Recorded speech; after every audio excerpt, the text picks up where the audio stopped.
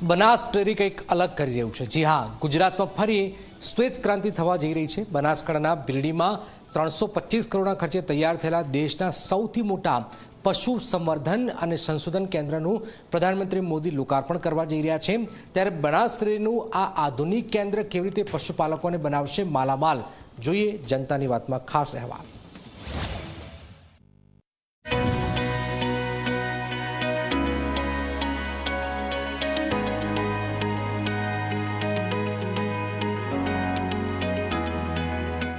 ગુજરાતમાં ફરી થશે શ્વેત ક્રાંતિ। બનાસ ડેરી રચશે નવો ઇતિહાસ। પશુપાલકોના ખુલશે નસીબ। ગુજરાત ફરી એકવાર શ્વેત ક્રાંતિના ક્ષેત્રમાં ઇતિહાસ રચવા જઈ રહ્યું છે।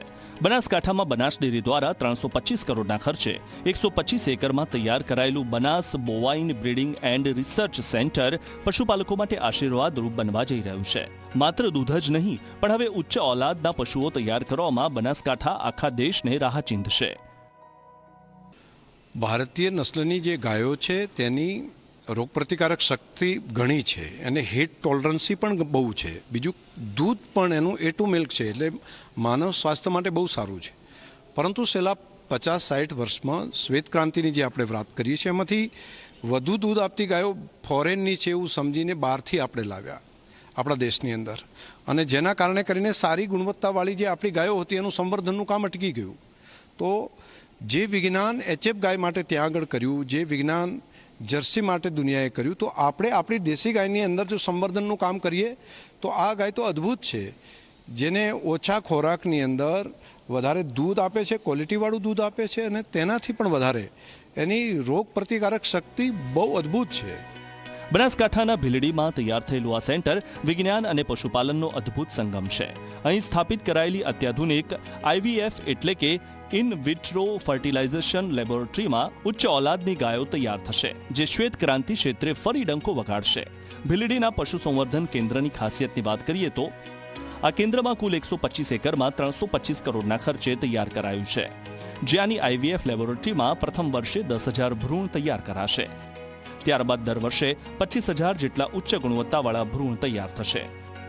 આ ટેકનોલોજીથી ગાય અને ભેંસની એવી ઓલાદ પેદા કરવામાં આવશે જે સામાન્ય પશુઓ કરતાં અનેક ગણું વધુ દૂધ આપશે। અહીં તૈયાર થયેલા ઉચ્ચ આનુવંશિક ગુણવત્તાવાળા નર પશુઓને દેશભરના સીમેન સેન્ટર્સમાં મોકલવામાં આવશે, જેનાથી સમગ્ર ભારતમાં પશુઓની ઓલાદમાં ક્રાંતિકારી સુધારો થશે।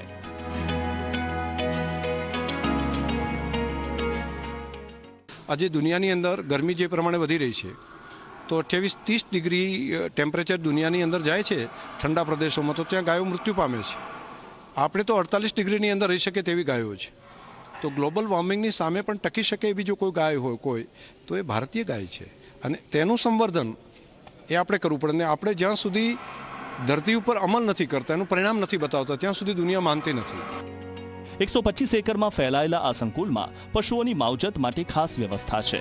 અહીં 300 મીટરના રેસિપિયન્ટ અને મિલ્કિંગ શેડ બનાવવામાં આવ્યા છે, સાથે જ એક આધુનિક મિલ્કિંગ પાર્લર છે, જ્યાં એક સાથે 25 પશુઓનું દૂધ પ્રોસેસિંગ થઈ શકે છે। નાના વાછરડાઓ માટે ખાસ કાપ બોક્સ બનાવવામાં આવ્યા છે, જેથી તેમને ગરમી ન લાગે। આખા સેન્ટરમાં બાયોસિક્યુરિટીનું ચુસ્ત પાલન થાય છે।